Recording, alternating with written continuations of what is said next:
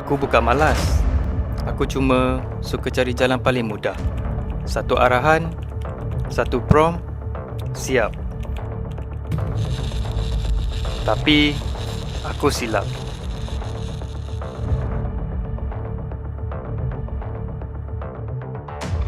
Aku terlalu leka dengan apa yang boleh dibuat.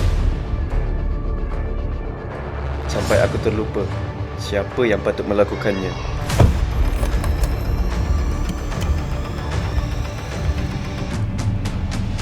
Sebab sehebat mana pun teknologi, ia tak pernah mampu menggantikan sebuah kehadiran.